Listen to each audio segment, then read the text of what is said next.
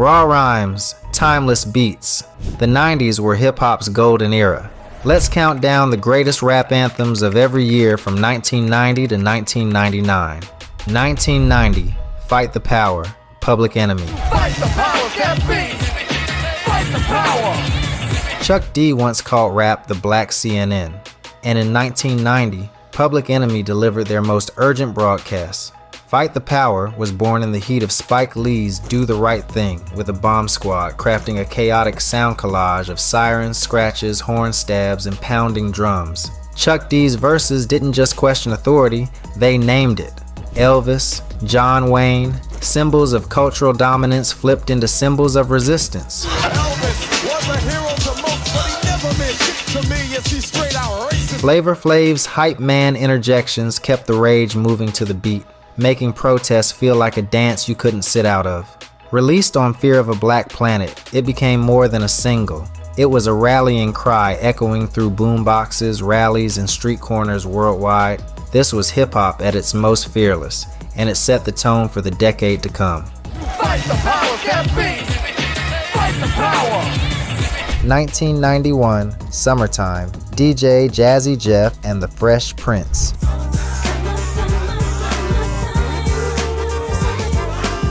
If Fight the Power was a clenched fist, Summertime was an open hand.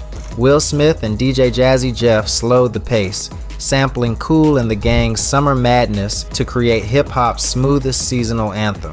Released in May 1991, the track played like a love letter to backyard barbecues, cruising with the top down, and block parties where time felt slower.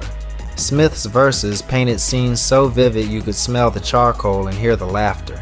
Pop in my CD and let me run around and put your car on cruise and lay back, cause it's summertime. Jeff's production let the bass line breathe, giving space for every horn note to shine. It climbed a number 4 on the Billboard Hot 100, won a Grammy for Best Rap Performance by a Duo or Group, and became an annual tradition, the signal that summer had officially arrived. And the Grammy goes to Summertime, DJ Jazzy Jeff and the Fresh Prince. 30 years later, it still has the power to make you roll your windows down and drive just a little slower. 1992, Nothing But a G Thang, Dr. Dre featuring Snoop Doggy Dogg. Ain't nothing but a G thing, baby. Too low down niggas, so we're crazy. The West Coast didn't just arrive in 1992, it took over. Nothing But a G Thang introduced Snoop Doggy Dogg to the world and announced Dr. Dre's G-Funk blueprint. Built on a Leon Haywood sample, Dre's beat was sun-soaked yet razor-sharp, with bass that rolled like a low rider down Crenshaw. Snoop's voice was unlike anything rap had heard, smooth, unhurried, and laced with mischief.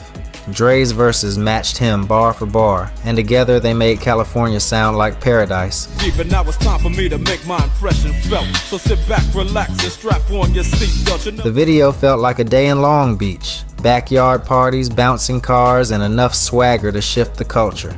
It peaked at number 2 on the Billboard Hot 100 and set the stage for West Coast dominance through the decade. Ain't nothing but a G thing, baby. Too low down niggas, so we're crazy. 1993, C.R.E.A.M, Wu-Tang Clan. Cash rules everything around me. Cream, get the money. Dollar bill, yo. Cash rules everything around me. With those 5 words, Wu-Tang Clan turned a street truth into hip-hop scripture. Produced by RZA and built from the Charmel's haunting As Long As I've Got You, the beat was stripped down and cold, leaving space for Raekwon and Inspector Deck's vivid verses about life in Staten Island's projects. It wasn't a glorification of money, it was a weary acknowledgement of its power and the trap it set for those trying to escape poverty. My life got no better. Same damn low sweater. Times is rough and tough like leather. Method Man's hook, delivered in a gravelly drawl, stuck to the memory like graffiti on brick.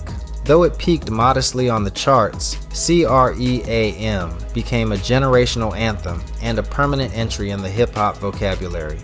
1994, Juicy, the Notorious B.I.G. It was all a dream. I used to read Word Up magazine. Salt and pepper and Heavy D up in the limousine. It was all a dream. And with that, Biggie Smalls rewrote the rap origin story. Produced by Sean Puffy Combs and Poke of the Trackmasters, Juicy flipped them Tombs' Juicy Fruit into the warmest canvas Biggie would ever rap on. Born sinner, the opposite of a winner. Remember when I used to eat sardines for dinner? Every bar was a Polaroid from his Brooklyn come-up. The cracked sidewalks, the radio freestyles, the moments of hunger and hope. It was both a thank you note to the ones who believed and a challenge to those who didn't. As the lead single from Ready to Die, it crowned Biggie as the East Coast's new king and set the standard for autobiographical rap. Juicy didn't just climb the charts, it became the anthem of every underdog who made it out. Now I'm in the limelight cause I rhyme tight. Time to get paid, blow up like the world's trade. 1995, Gangsta's Paradise, Coolio featuring LV.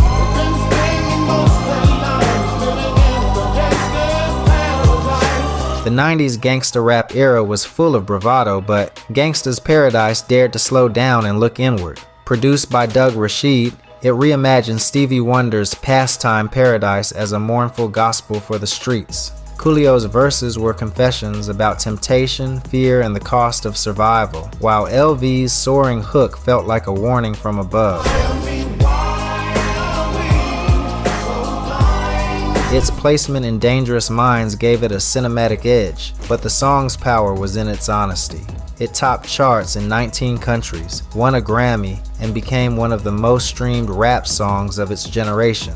In a decade of noise, this was a moment of stillness, and the world listened.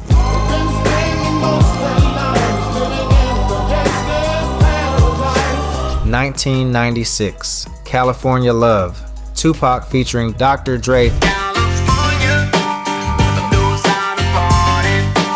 Fresh out of prison and newly signed to Death Row Records, Tupac needed a comeback. Dr. Dre had the perfect beat.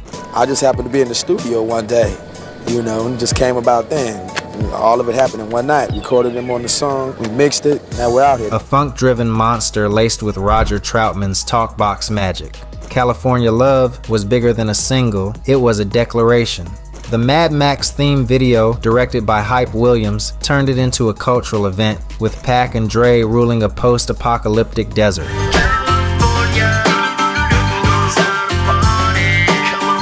It debuted at #1, ruled airwaves coast to coast, and became Tupac's most successful single.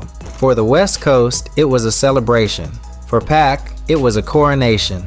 1997, Hypnotize, the Notorious B.I.G. Biggie, biggie, biggie, can't you see? Sometimes your words just hypnotize me. Biggie's final single while alive was Pure Confidence on Wax. Produced by Puff Daddy and D-Dot, Hypnotize flipped Herb Alpert's Rise into a lush backdrop for verses that dripped wealth and wit. The video, yachts, high-speed chases, champagne, was luxury rap before it became a template. Released just days before his death, it debuted at #2 and quickly rose to #1. In the shadow of tragedy, it became both a celebration of his peak and a monument to what the world had lost. Biggie, biggie, can't you see? Sometimes your words just hypnotize me. 1998, Hard Knock Life, Jay-Z. Let it bump though.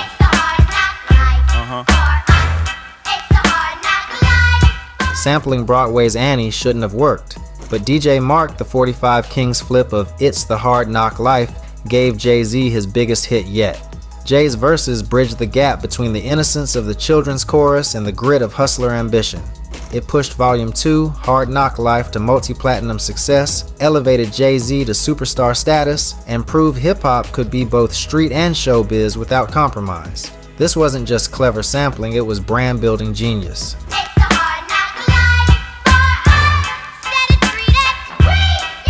1999, My Name Is, Eminem. Hi, my name is what? My name is my name is Sadie. Dr. Dre introduced the world to a bleach blonde wildcard from Detroit with a Lobby Cipher sample and a wicked sense of humor. My Name Is was pure chaos. Outrageous punchlines, celebrity jabs, and self-deprecation wrapped in airtight rhyme schemes. The video's parade of costumes and skits made it an MTV favorite, and while it peaked at number 36 on the charts, its cultural impact was massive. In one song, Eminem went from underground battle MC to household name, and Slim Shady was officially open for business. There was cassette tapes everywhere. And I remember him picking up this cassette tape. He pops this in, and I was like, what the f*** and who the f*** is that? Rewind that, play that again. Hi, my name is